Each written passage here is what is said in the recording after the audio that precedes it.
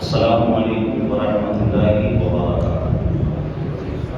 الحمد للہ رب العالمین والعاقبۃ للمتقین والصلاۃ والسلام علی سید المرسلین، اما بعد فاعوذ باللہ من الشیطان الرجیم، بسم اللہ الرحمن الرحیم۔ انا نحن نزلنا الذکر وانا له لحافظون۔ صدق اللہ مولانا العظیم وصدق رسولہ النبی الامین المتین المبین الکریم۔ ان اللہ وملائکتہ یصلون علی النبی یا ایھا الذین آمنوا صلوا علیہ وسلموا تسلیما۔ اللهم صل علی سیدنا مولانا محمد بارک وسلم صلاۃ وسلاما علیک یا رسول اللہ صلی اللہ علیہ وسلم۔ قرآن شریف میں اللہ نے فرمایا شہر رمضان الذی انزل فیہ القرآن، رمضان کا وہ مہینہ ہے اس میں اللہ نے قرآن شریف کو نازل فرمایا، اور جو آسمانی تین کتابیں جو مشہور ہیں توریت، زبور، انجیل، ان تینوں کتابوں کو بھی اللہ نے ماہ رمضان میں ہی نازل فرمایا۔ قرآن شریف اور جو دوسری کتابیں ہیں ان کے نزول میں فرق یہ ہے کہ قرآن جو ہے تھوڑا تھوڑا نازل ہوا، حسب ضرورت نازل ہوا، 23 سال لگے قرآن کو نازل ہونے میں۔ لیکن اور جو کتابیں تھیں، توریت اللہ نے ایک ہی بار میں پوری دے دی، زبور اللہ نے ایک ہی بار پوری دے دی، انجیل اللہ نے ایک ہی بار میں پوری دے دی۔ لیکن اللہ نے اس امت پر فضل فرمایا، اس امت کو قرآن ایک بار میں نہیں دیا۔ اگر ایک بار میں دے دیتے تو سارے کے سارے احکامات ایک بار میں ہی لاگو ہو جاتے، لیکن اللہ نے اس امت کے ساتھ خیر فرمائی اور جو ہے دھیرے دھیرے دھیرے دھیرے قرآن حسب ضرورت نازل ہوتا رہا۔ عزیزان محترم، اور آج جو میری تقریر کا عنوان ہے وہ عنوان یہ ہے کہ یہ قرآن جو نازل ہوا 23 سال میں، تو پھر یہ کتابی شکل میں کس طریقے سے جمع ہوا۔ عزیزان محترم، قرآن عظیم والفرقان حمید کی جو سب سے پہلی 5 آیتیں جو نازل ہوئیں، اقرأ بسم ربک الذی خلق، خلق الانسان من علق، اقرأ ربک الاکرم الذی علم بالقلم، علم الانسان ما لم یعلم، یہ 5 آیتیں سورہ علق کی جو نازل ہوئیں، عزیزان محترم یہ ماہ رمضان ہی میں نازل ہوئیں۔ ماہ رمضان میں ہی سمجھ لیجئے قرآن عظیم والفرقان حمید کی نزول کی ابتدا ہوئی۔ عزیزان محترم، جب کوئی آیت نازل ہوتی نا تو سرکار صلی اللہ علیہ وسلم اس آیت کو جلدی جلدی پڑھتے تاکہ میں اس کو یاد کر لوں، تاکہ میں اس کو حفظ کر لوں۔ عزیزان محترم، اللہ تعالیٰ کو ہمارے آقا صلی اللہ علیہ وسلم سے کیسا پیار، اللہ تعالیٰ کو ہمارے آقا صلی اللہ علیہ وسلم سے کیسی محبت۔ جب سرکار آیتوں کو یاد کرنے میں جلدی کرتے، اللہ نے پھر آیت نازل فرما دی۔ اللہ نے قرآن میں فرمایا لا تحرک به لسانک لتعجل به ان علینا جمعہ وقرآنا۔ اے حبیب، تم قرآن کو پڑھنے میں جلدی نہ کرا کریں، اس قرآن کی حفاظت کا ذمہ ہم نے لیا ہے، اس قرآن کو ہم جمع کریں گے۔ اور اے حبیب، تم سوچتے ہو کہ تم قرآن کو بھول جاؤ گے، تو اللہ نے قرآن میں فرمایا سنقرئک فلا تنسا۔ اے حبیب، دنیا کے لوگ کسی کو پڑھائیں گے، پڑھائے گا، پڑھنے کے بعد ہو سکتا ہے کہ آدمی بھول جائے۔ آدمی جب بھول بھی جایا کرتا ہے، زیادہ اس کو یاد نہ کرے تو بھول جاتا ہے، لیکن اللہ نے فرمایا سنقرئک فلا تنسا۔ اے حبیب، ہم تمہیں ایسا پڑھائیں گے پھر تم کبھی اس قرآن کو بھولو گے نہیں، ہم تمہیں قرآن کو یاد رکھائیں گے۔ اور اللہ نے قرآن میں فرمایا انا نحن نزلنا الذکر وانا له لحافظون۔ اے حبیب، اس قرآن کو ہم نے نازل کیا اور اس قرآن کی حفاظت کرنے والے بھی ہم ہی ہیں۔ کسی کتاب کی حفاظت کا ذمہ اللہ نے نہیں لیا۔ کیوں نہیں لیا؟ زبور میں گڑبڑی ہوگی، توریت میں صحیح کر دیا جائے گا، توریت میں گڑبڑی کریں گے، انجیل میں صحیح کر دیا جائے گا، انجیل میں اگر گڑبڑی کی تو قرآن میں کریکٹ کر دیا جائے گا۔ لیکن قرآن کے بعد اب کوئی کتاب آنے والی نہیں، اب کوئی قانون اور کوئی دستور آنے والا نہیں۔ عزیزان محترم، اس قرآن کی حفاظت کا ذمہ اللہ نے اپنے ذمہ کرم پر دیا ہوا ہے کہ قرآن کو اب کوئی بدل نہیں سکتا ہے قول خدا، ہے قول نبی، فرمان نہ بدلا جائے گا، بدلے گا زمانہ لاکھ مگر قرآن نہ بدلا جائے گا۔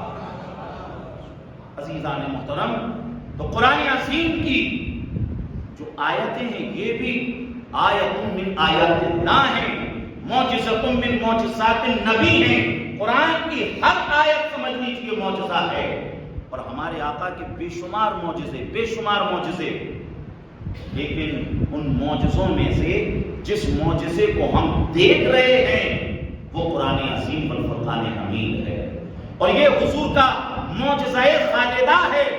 یہ قرآن ہمیشہ رہے گا، اور آج بھی قرآن کا جو چیلنج ہے آج بھی موجود ہے۔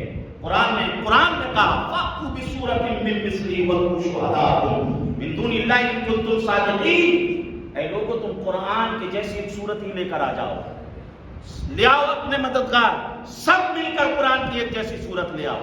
ارے صورت تو بہت دور ہے، تم قرآن کی ایک آیت لے کر آ جاؤ۔ عزیزان محترم، آج تک قرآن کا یہ چیلنج برقرار ہے، اور آج تک نہ تو کوئی قرآن کی صورت لا سکا ہے اور نہ کوئی قرآن کی کوئی آیت لا سکا ہے، اس لیے کہ یہ قرآن اللہ کا کلام ہے۔ قرآن تو معجزہ ہے ہی، بلکہ قرآن کی ہر آیت معجزہ ہے۔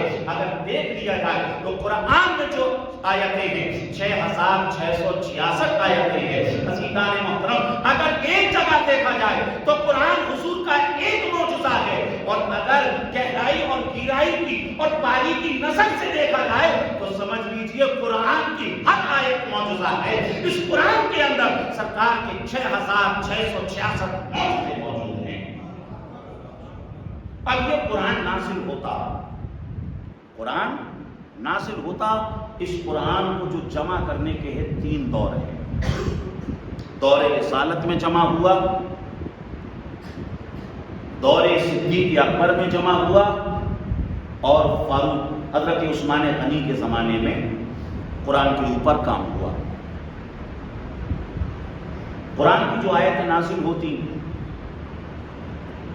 کچھ صحابہ ایسے تھے جو لکھنا جانتے تھے۔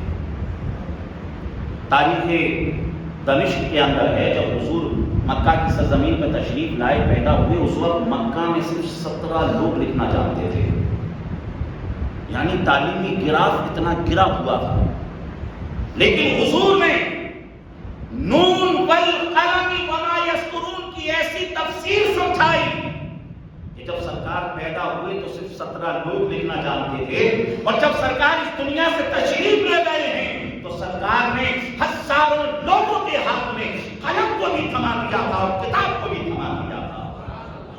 ایسا تعلیم کے تعلق سے ایسا بیدار کیا حضور نے، ایسی تعلیم کی مہم چلائی کہ ہر آدمی لکھنے پڑھنے کی طرف راغب ہو گیا۔ تو کچھ صحابہ لکھنا جانتے تھے۔ حضرت امیر معاویہ بھی کاتبان وحی میں سے ہیں، حضرت زید بن ثابت، اور کچھ صحابہ لکھنا جانتے تھے۔ جب کوئی آیت نازل ہوتی، حدیثوں میں ہے کہ سرکار صلی اللہ علیہ وسلم کے کانوں میں جس طریقے سے گھنٹی بجتی ہے نا، اس طریقے سے آواز ہونے لگ جاتی ہے، اور اگر سردی کا بھی موسم ہوتا تو سرکار پسینہ پسینہ ہو جاتے وحی کے وزن کی وجہ سے۔ زید بن ثابت کہتے ہیں سرکار اگر مجھے کوئی آیت لکھوا دیتے، میں چلتا تو مجھے ایسا لگتا کہیں میرے پیر کی ہڈیاں نہ ٹوٹ جائیں، اس طریقے کا قرآن کا وزن ہوتا۔ اور خود قرآن نے کہا لو انزلنا هذا القرآن على جبل لرأيته خاشعا متصدعا من خشیۃ اللہ۔ قرآن نے کہا اللہ نے کہا اگر اس قرآن کو ہم پہاڑوں پہ نازل کرتے تو پہاڑ ریزہ ریزہ ہو جاتے، لیکن حضور کی شان کہ حضور نے اس قرآن کو اپنے سینے پہ لیا، اور اس کا جو بھی سمجھ لیجئے وزن تھا سرکار نے اپنے سینے پر جھیلا، اور پھر امت تک جو قرآن پہنچایا ہے۔ وَلَقَدْ يَسَّرْنَا الْقُرْآنَ، قرآن کو اتنا آسان بنا کر امت تک پہنچایا ہے کہ امت کا بچہ بچہ قرآن عظیم والفرقان حمید کا حافظ بنتا ہوا نظر آ رہا ہے۔ ایک مثال کے ذریعے سمجھاؤں، اگر ہم سورج کو دیکھیں ابھی کس طریقے سے گرم ہے، اگر ہم کھڑے ہو جائیں تو سمجھ لیجئے چند منٹوں کے بعد ہماری کھوپڑی گرم ہو جائے، ہم اس سے آنکھ نہیں ملا سکتے ہیں۔ اس کے اندر روشنی ہے لیکن تپش ہے، ابھی سختی ہے اس کے اندر، لیکن چاند کی چاندنی میں ہمیں دقت نہیں ہوتی ہے۔ چاند کی جو روشنی ہوتی ہے، چاند کی چاندنی میں آپ دیکھیں تو اس کی روشنی بڑی میٹھی ہوتی ہے، اس میں دقت پریشانی نہیں ہوتی۔ حقیقت میں جو چاند کے پاس روشنی ہے وہ بھی سورج کی روشنی ہے، لیکن چاند نے اس روشنی کو اپنے اندر لیا اور اس کی سختی کو ختم کر کے اس کو ٹھنڈک میں کنورٹ کر کے لوگوں تک پہنچا رہا ہے۔ عزیزان محترم، بس سمجھ لیجیے قرآن کی جو سختی تھی سرکار نے اس کو اپنے سینے لے لی اور قرآن کو آسان کر کر امت تک پہنچایا، تاکہ امت کا بچہ بھی چاہے تو قرآن کو حفظ کر لے، قرآن کو یاد کر لے۔ اب جب آیت نازل ہوتی تو حضور صحابہ کو لکھوا دیتے کہ بھائی اس کو لکھ لو۔ اب صحابہ اس آیت کو یا تو ہڈیوں میں لکھ لیتے، یا پتوں پہ لکھ لیتے، یا کپڑے پہ لکھ لیتے، یا سلیٹ کی طرح پتھر کی کوئی چیز ہوتی اس پہ لکھ لیتے۔ ایک قرآن کو محفوظ کرنے کا طریقہ یہ تھا۔ دوسرا، عرب کے جو لوگ تھے وہ حفظ کرنے میں، یاد کرنے میں، کسی بھی چیز کو میمورائز کرنے میں بڑے ماہر تھے۔ ایسے بھی لوگ تھے جو 1000 شعروں کو یاد کر لیتے، وہ ان کو جیسی آیت نازل ہوتی وہ یاد کر لیتے۔ تو حضور کے زمانے میں قرآن کی جو حفاظت کی جا رہی تھی، قرآن کی جو تدوین ہو رہی تھی، وہ لکھ کر بھی ہو رہی تھی اور یاد کر کے بھی ہو رہی تھی۔ بخاری کی حدیث، حضور نے فرمایا اگر قرآن سیکھنا ہو تو ان 4 صحابہ سے سیکھنا، معاذ ابن جبل سے قرآن سیکھنا، عبداللہ ابن مسعود سے قرآن سیکھنا، ابی ابن کعب سے قرآن سیکھنا، اور سالم مولا ابو حذیفہ سے قرآن سیکھنا۔ صحابہ کی جماعت میں یہ بڑی چوٹی کے قرہ تھے۔ تو حضور کے زمانے میں جو قرآن کی تدوین ہوئی وہ سینوں میں ہوئی اور جو ہے چیزوں پر لکھ کر ہوئی۔ قرآن کی جو آیتوں کی ترتیب ہے،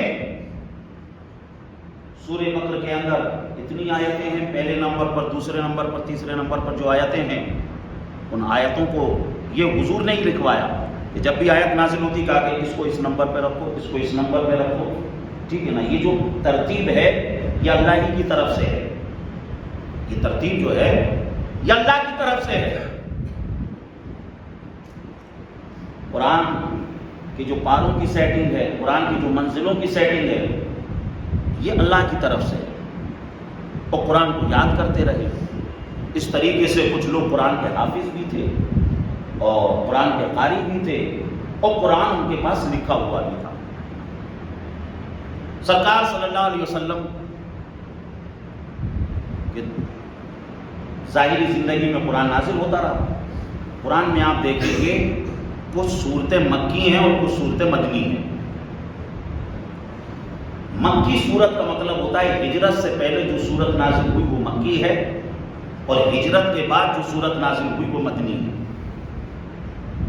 اگرچہ ہجرت کے بعد کوئی صورت مدینے میں ہی نازل ہو تب بھی اسے مکی ہی کہا جائے گا۔ قرآن شریف تقریباً 23 سال میں نازل ہوا۔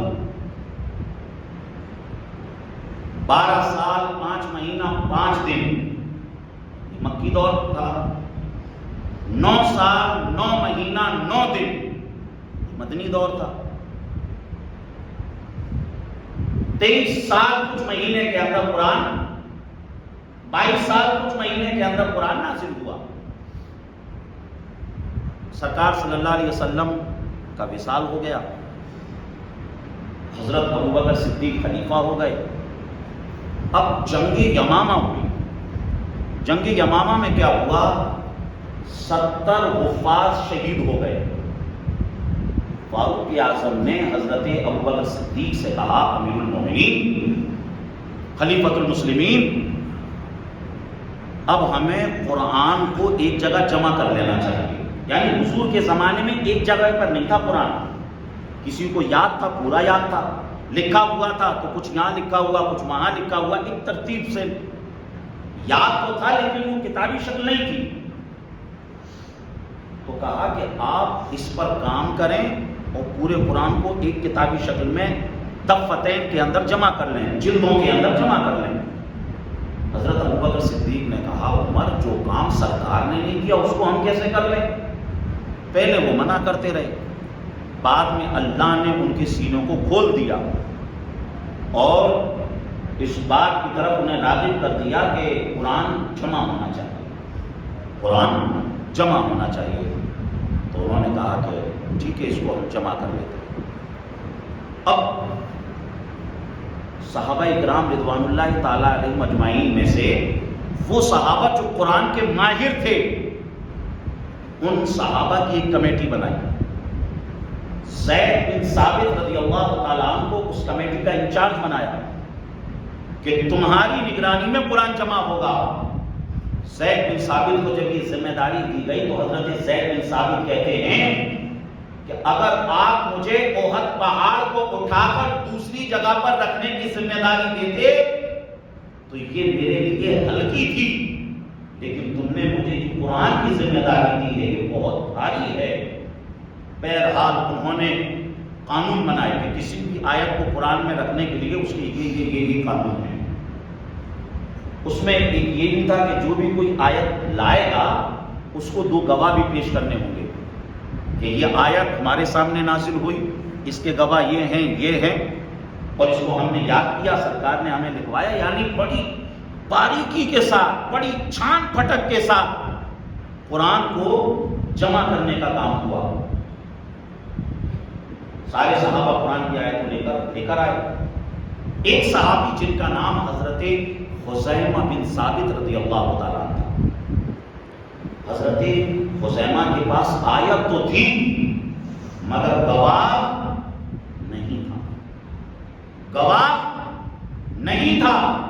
لیکن اس پرابلم کو بھی سرکار نے اپنی زندگی میں ہی حل فرما دیا تھا. ابو داؤد اور دیگر کتابوں میں حدیث موجود ہے کہ ایک مرتبہ ایک اعرابی ایک گھوڑا بیچ رہا تھا. حضور نے اس گھوڑے کو خرید لیا، سودا ہو گیا. حضور نے کہا پیسے میرے پاس نہیں، میں گھر جا کر پیسے لا کر ابھی آپ کو دیتا ہوں. حضور گئے، پیسے لے کر آئے، پیسے دینے لگے تو وہ مکر گیا. اعرابی کہنے لگا کہ میری آپ سے کوئی سودا نہیں ہوا. حضور نے کہا ابھی ہمارا سودا ہوا، یہ میں پیسے لینے گیا، یہ پیسے لو. کہا کہ ہمارا آپ کا کوئی سودا ہی نہیں ہوا. حضور نے جب بار بار کہا تو وہ اعرابی کہنے لگا کوئی گواہ لے کر آ جائے. خزیمہ بن ثابت پہنچے اور انہوں نے کہا میں گواہی دیتا ہوں کہ سرکار صلی اللہ علیہ وسلم نے، ہمارے آقا نے تم سے اتنے میں اس گھوڑے کی ڈیل کی، پیسے لینے گئے تھے، اب تم مکر کیوں رہے ہو؟ انہوں نے گواہی دے دی. اعرابی نے گھوڑا دے دیا، سرکار نے پیسے دے دیے تو چلے گئے. اب حضور نے فرمایا ایک خزیمہ، جب ہماری ڈیل ہوئی تھی، جب ہمارا سودا ہوا تھا، تب تو خزیمہ تم وہاں پر موجود نہیں تھے، تم نے گواہی کیسے دے دی؟ عزیزان محترم، اب حضرت خزیمہ نے جو کہا ہے اس کا مفہوم کچھ اس طریقے سے تھا، یا رسول اللہ علیہ السلام، ہمیں نہیں معلوم کرام کاتبین یہاں پر ہیں یا نہیں، مگر سرکار آپ نے کہا ہم نے اس کو مان لیا. ہمیں نہیں معلوم قبر میں منکر نکیر آتے ہیں کہ نہیں آتے، مگر سرکار آپ نے کہا ہم نے اس کو بھی مان لیا. یا رسول اللہ، ہم نے کبھی جبریل کو آتے نہیں دیکھا، مگر سرکار آپ نے کہا ہم نے جبریل کو بھی مان لیا. یا رسول اللہ، ہم نے نہ تو دوزخ کے بھڑکتے ہوئے شعلوں کو دیکھا ہے اور نہ ہم نے جنت کے باہر کو دیکھا ہے. آپ نے کہا دوزخ ہے، یا رسول اللہ دوزخ کو بھی مان لیا. آپ نے کہا جنت ہے، ہم نے جنت کو بھی مان لیا. حق تو یہ ہے یا رسول اللہ، جس رب کی ہم عبادت کرتے ہیں، جسے ہم فجر، سحر، عصر، مغرب عشاء میں جس کے آگے جھکتے ہیں، ہم نے اس رب کو بھی نہیں دیکھا، بس اتنا فرق ہے ایک دیکھنے والے کا کہاں مان لیا ہے، اے خدا ہم نے تجھے بندے کے خدا مان لیا ہے۔ جی لگا کر بولے اور بلند آواز سے بولے، اے خدا ہم نے تجھے بندے کے خدا مان لیا ہے۔ خزیمہ بن ثابت نے کہا یا رسول اللہ علیہ الصلوۃ والسلام، ہمارا عقیدہ ہے، ہمارا ایمان ہے، آپ کی زبان سے جو بات نکلے گی وہ حق ہی نکلے گی، وہ جھوٹ بول رہا تھا۔ عزیزان محترم سرکار نے سنا، سرکار ایسے خوش ہوئے، سرکار نے کہا خزیمہ اب قیامت تک جسے بھی گواہ پیش کرنا ہوگا نا کسی معاملے میں تو 2 گواہوں کی گواہی لگے گی، مگر خزیمہ میں اپنے اختیار سے تمہاری تنہا کی گواہی 2 کے برابر کرتا ہوں۔ قرآن نے کہا ما آتاکم الرسول فخذوہ وما نہاکم عنہ فانتہوا، رسول تمہیں جو دے دیں اسے لے لو، اور رسول تمہیں جس چیز سے منع کر دیں اس سے رک جاؤ۔ یہ حضور کا پاور قرآن نے بتایا۔ حضور نے اپنے اختیار سے خزیمہ بن ثابت کی تنہا گواہی 2 کے برابر کر دی۔ اب خزیمہ بن ثابت جب آیت لے کر آئے تو ان کے پاس تو گواہی کوئی نہیں تھا، کوئی گواہ نہیں تھا، آیت تھی مگر گواہ نہیں تھا۔ اب ان کی آیت کو لیا جائے کہ نہیں لیا جائے، کیونکہ دستور قاعدہ ضابطہ یہ بنا چکے تھے کہ جب تک 2 گواہ نہیں ہوں گے آیت کو نہیں لیں گے، اسے آیت نہیں مانیں گے۔ عزیزان محترم سرکار کو معلوم تھا میرے بعد زمانہ صدیق اکبر میں جب قرآن کو جمع کیا جا رہا ہوگا، خزیمہ بن ثابت کے پاس آیت تو ہوگی مگر گواہ نہیں ہوگا۔ سرکار نے اپنے علم سے حضرت خزیمہ بن ثابت کی گواہی 1 کی 2 کے برابر کر دی اور کہا میرے آقا نے مجھے یہ خصوصیت سے نوازا ہے، میری تنہا کی گواہی 2 کے برابر ہے۔ اور حضرت خزیمہ بن ثابت جو آیت لائے اس کو بھی قرآن میں شامل کر دیا۔ اس طریقے سے بڑی چھان پٹک کے ساتھ حضرت ابوبکر صدیق کے زمانے میں قرآن جمع ہو گیا۔ اس کے بعد وہ قرآن جو ایک جلد میں جمع ہو گیا، پھر اس کے بعد وہ قرآن حضرت فاروق اعظم کے پاس آ گیا۔ فاروق اعظم کے بعد حضرت حفصہ جو ان کی بیٹی تھی ان کے پاس آ گیا، اور حضرت حفصہ کے بعد جب حضرت عثمان غنی خلیفہ بنے ان کے پاس آ گیا۔ اب کیا ہوا، اسلام کی حدود بڑھ گئی، لوگوں کو پڑھنے میں، یعنی عرب کے باہر اسلام پہنچا، پڑھنے میں لوگوں کو دقت ہونے لگی۔ لوگوں نے شکایتیں کی، حضرت عثمان غنی نے کیا کیا، اب قرآن کو ایک رسم الخط پر لکھا اور سارے قرآنوں کو جمع کر لیا، جن کے پاس جو بھی کچھ لکھا ہوا تھا، اور پوری دنیا میں قرآن کو بھیج دیا۔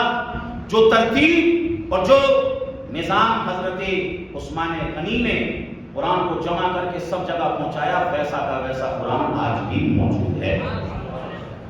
اب حضرت عثمان غنی کے زمانے میں جو قرآن تھا اس میں نقطے ہی نہیں تھے۔ حضرت علی کا زمانہ آیا، ابو الاسود علی نے قرآن میں نقطے لگوا دیے۔ پھر اس کے بعد سمجھ لیجیے قرآن کے اندر زبر زیر نہیں تھے، حجاج بن یوسف نے قرآن کے اندر زبر زیر پیش لگوا دیے۔ تو بہرحال قرآن کی جو تدوین ہوئی وہ 3 زمانوں میں ہوئی، حضور کے زمانے میں لکھاوٹ کے ذریعے اور سینوں میں یاد کر کے۔ حضرت ابوبکر صدیق نے سارے قرآن کو جمع کر دیا اور حضرت عثمان غنی نے اسی قرآن کو پوری دنیا میں پھیلا دیا۔ یہ ہے تدوین قرآن۔ میرے خیال سے کچھ سمجھ میں آیا ہوگا آپ کے۔ تدوین قرآن اگر آپ کے سامنے کوئی پوچھ لے کہ بھائی تدوین قرآن کی تدوین کیسے ہوئی، تو کم از کم آپ اتنی باتیں تو بتا دیں گے 3 زمانوں میں، حضور کے زمانے میں، حضرت ابوبکر صدیق کے زمانے میں اور حضرت فاروق اعظم کے زمانے میں، اور ویسا کا ویسا قرآن آج بھی موجود ہے۔ مولا تعالیٰ ہمیں قرآن سیکھنے، سکھانے اور اس پر عمل کرنے کی توفیق عطا فرمائے۔ استغفر اللہ من کل ذنب واتوب الیہ۔ جو حضرات سنت نہ پڑھے وہ سنت